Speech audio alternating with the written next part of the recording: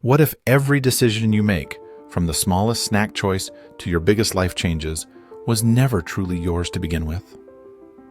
Imagine discovering that your sense of control is just an elaborate illusion, debated and dissected by the greatest minds for over half a century.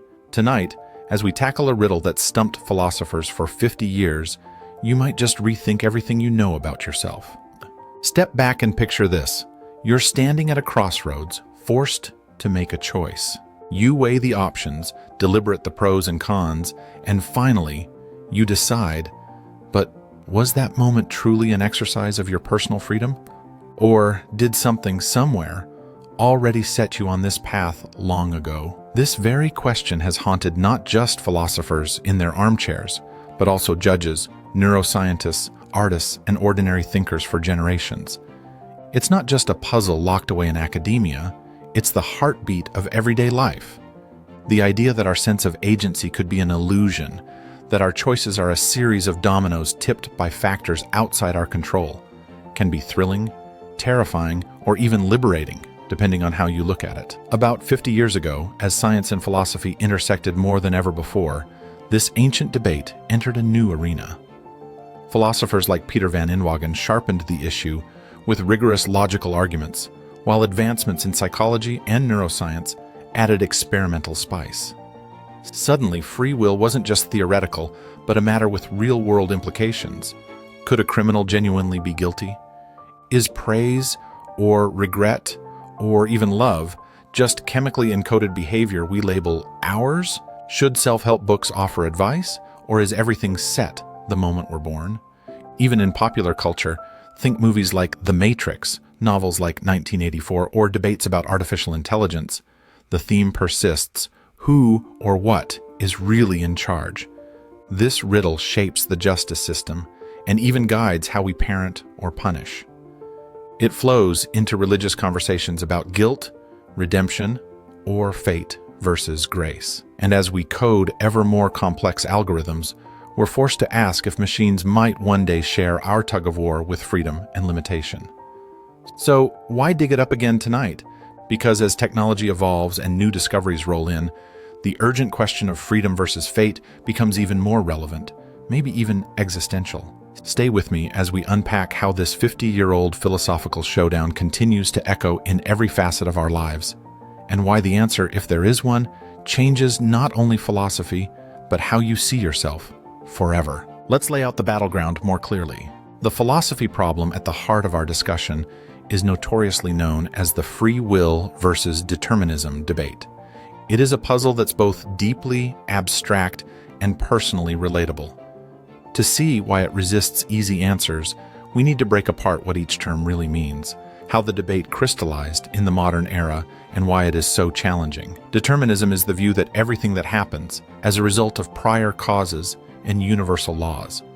Imagine the universe as a massive set of gears turning according to a fixed blueprint laid out at the Big Bang. If you knew the position and motion of every atom at the universe's beginning, you could, in theory, predict every future event, including every breath you take, every headline you'll read, every choice you'll make. This view invokes figures like Laplace, who posited the existence of a hypothetical intellect, Laplace's demon, that knowing all the facts could compute the future in total detail. On the other hand, free will is the idea that humans have the genuine ability to choose among alternatives, to act in ways that are not just predetermined by the environment and their own biology. It is our inner sense that we could have done otherwise, that, for instance, we could have chosen to stay home instead of going out, or eaten fruit instead of cake. For centuries, these concepts seemed reconcilable. Perhaps fate ruled the stars, but surely our will was uniquely human, exempt from hard rules. However, as science advanced and clarified how both natural laws and psychological causes work, the tension reached a boiling point. Enter the 1970s, and with it, philosophers like Peter van Inwagen. His famous consequence argument struck a nerve. If determinism is true, then every one of your actions is a necessary upshot of the distant past and the laws of nature. Since you had no control over the past or these laws, you therefore have no true control over your actions now. This argument transformed free will from a feeling into a deep logical conundrum. Why does this matter? If every action is fixed, what happens to moral responsibility? The stakes are high. Can we blame or praise people for actions they had no real say in? Should our entire justice system be overhauled if criminals can never truly choose? Are apologies and forgiveness mere rituals, devoid of genuine agency? Who or what deserves credit for art, invention, or compassion? Compounding this is the rise of neuroscience. Groundbreaking experiments in the 1980s by Benjamin Libet and others seem to suggest that the brain makes a decision milliseconds, sometimes even seconds, before we're aware of choosing.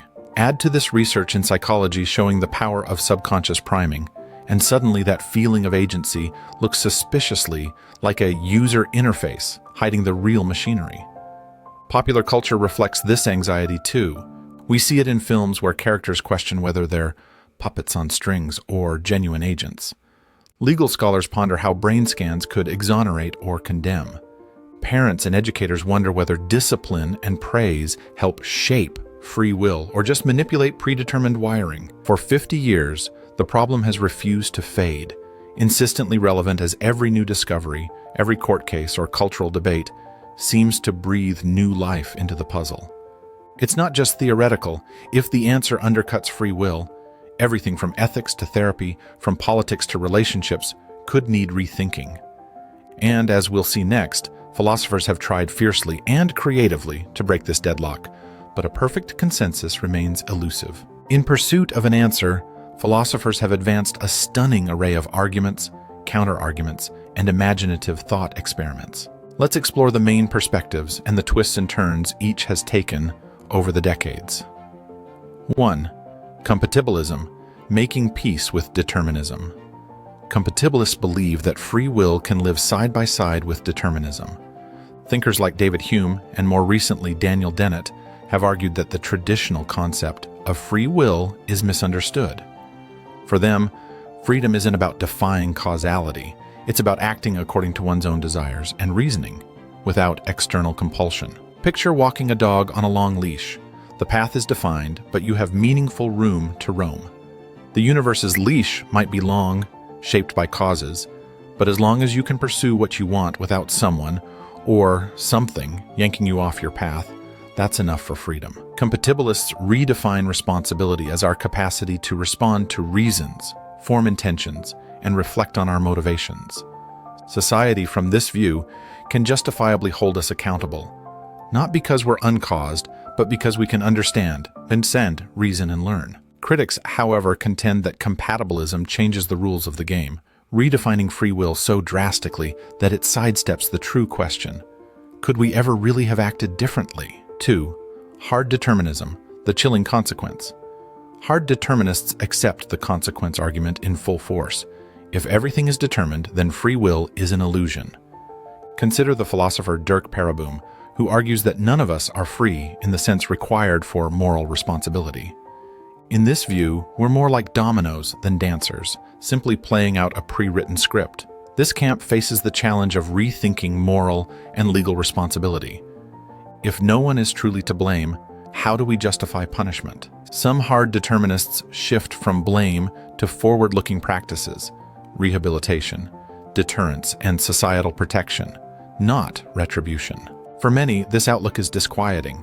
How do we foster motivation, hope, or regret if our achievements and failures are inevitable?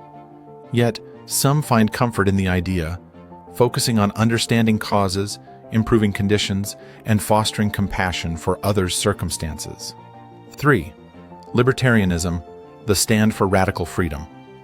Libertarian philosophers, philosophical libertarians, not the political party, argue that free will means genuine, indeterminate choice. Roderick Chisholm and Robert Kane have argued that at pivotal moments, we stand at true crossroads and our choices are not preordained. Some libertarians appeal to quantum mechanics, suggesting that indeterminacy at the smallest scales could percolate up into the brain. Might this ontological randomness break the deterministic chain? Critics counter that randomness doesn't equal meaningful freedom. If your choice was random, how was it yours? Kane advances a nuanced version. At self-forming actions, agents face conflicting motivations and make a choice that defines character, for better or worse. These moments, rare though they may be, ground our deepest sense of agency and responsibility, even if much of life is partly determined. 4. Free will skepticism, rethinking our concepts. Other philosophers, such as Galen Strawson, suggest the very concept of responsibility is incoherent. After all, even if you could step outside the causal chain, you'd need a reason for why you, as you are, made one choice over another. But who you are is always shaped by prior events, leading to an infinite regress. This approach casts suspicion on whether any sensible notion of blame or credit survives. 5. Neuroscience and psychology, the empirical twist. Since the 1980s, neuroscientific experiments have rocked this debate. Benjamin Libet's readiness potential showed brain activity related to decisions occurs milliseconds before conscious awareness. Later, more refined techniques found similar results, even in tasks involving complex moral choices. Add to this research on habit, subconscious priming, and social conditioning, and the agency felt by our conscious mind appears thin, maybe even an afterthought. But some neuroscientists and philosophers point out that these findings don't disprove agency. Conscious processes could still be essential, especially in longer-term, reflective decisions that are extended in time, involving our brain's remarkable capacity for self-modeling and counterfactual thinking. Legal and social implications, the real-world stakes. These philosophical distinctions matter in the real world. Legal scholars debate if brain scans should be admissible to show irresistible impulses in court or predict recidivism.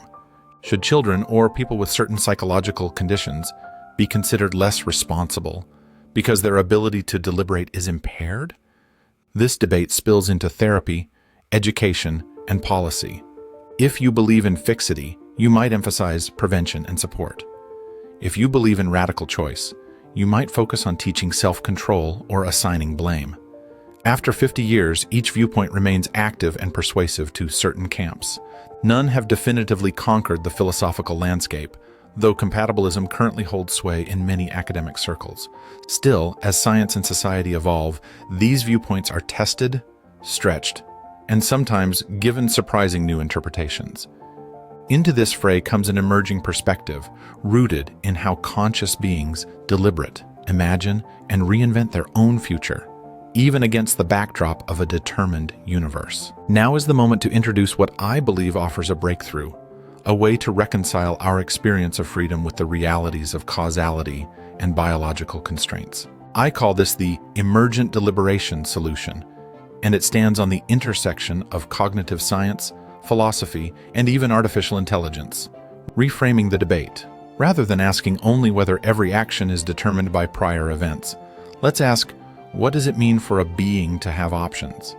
Is freedom in the God's eye sense, absolute metaphysical indeterminacy, really required, or is there something uniquely significant in the way conscious minds generate, weigh, and select possibilities? What makes human choice special? Imagine you're planning your weekend. You anticipate multiple alternatives. Go out, stay home, invite friends, catch up on work. When you reflect, you imagine different futures. Not just one, but many, even those not immediately suggested by your environment. You compare, simulate, and even override initial impulses. This is more than stimulus response. It's contingent, context-sensitive, and, critically, recursive. Emergence, more than the sum of its parts. Modern science is awash with the idea of emergence. Take water. H2O molecules alone don't make wetness. Wetness emerges at a higher level of organization. Likewise, I contend that when brains reach a dizzying complexity of self-reference and model building, something genuinely new appears: the capacity for flexible, creative, self-aware deliberation. Conscious self-awareness, as shown in studies of metacognition, enables us not just to do, but to change how we do, to step back, construct options, reflect, and even question our motivations. This, I argue, is the engine of human-level free will. Why? This is not classic compatibilism. Traditional compatibilists rest content with the absence of coercion. Emergent deliberation requires more. a system capable of building and choosing among counterfactuals, not just responding to reasons, but inventing alternatives. An artificial intelligence running a script is not free. A creative algorithm that can model itself, critique options, and envision new paths edges closer to our human experience. Scientific foundations. Recent work in neuroscience demonstrates how prefrontal circuits support branching and hypothetical thinking, the neurological roots of what-if scenarios.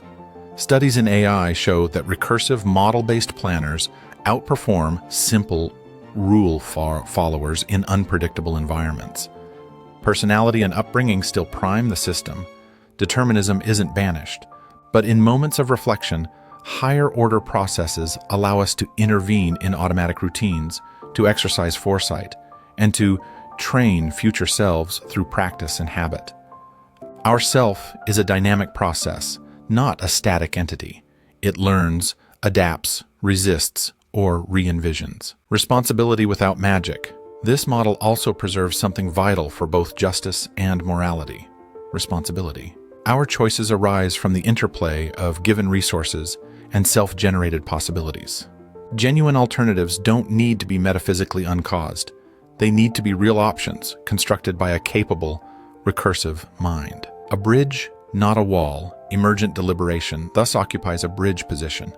It accepts the causal web, but insists that unique forms of freedom can grow. Responsibility, ethics, and personal growth remain possible, grounded not in supernatural agency, but in the natural wonder of reflective, option-generating consciousness. Imagine a chess grandmaster compared to a computer or a novice. All follow rules, but the grandmaster sees worlds of possibilities, new patterns, creative innovations. This, on a deeper cognitive level, may be what makes us free. Not cosmic exemption, but creative constraint breaking. Is this a complete answer? Maybe not, but it is a leap forward. It lets us celebrate our capacity for invention, self-questioning, and growth, without denying the reality of cause and effect. Let's trace the path we just traveled. We started with that unnerving suspicion: am I really free, or just following a script set by cosmic dominoes? We saw the spectrum of possible answers, from Dennett's compatibilism to libertarians' radical freedom, to Stoic hard determinists and experimental neuroscientists, all wrestling with responsibility and choice. We reached a turning point. What if free will isn't about being a ghost in the machine, but about having a reflective, self-modifying mind, one that generates new options in real time, within the bounds of physical law? This bridges the scientific and philosophical. Your past shapes you, but your awareness lets you build surprising, creative futures, not in opposition to nature, but as an expression of it. The implications are huge. Personal development? Real. Moral responsibility? Still coherent. Justice systems can look at the human mind as a reflective, responsive system. Not mindless matter, but not magic either. Our capacity for self-aware deliberation isn't an illusion, but a natural wonder worth celebrating. The debate doesn't end here. It lives on through your questions and views. Do you think emergent deliberation bridges that gap between freedom and fate, or are we still just machines running a complicated script? I'd love to hear your thoughts, stories, or objections in the comments. Let's keep this conversation going. And if you're fascinated by how philosophy shapes everyday life, don't forget to check out my other videos on big ideas and human nature. Subscribe and join a community passionate about knowledge, growth, and questioning everything.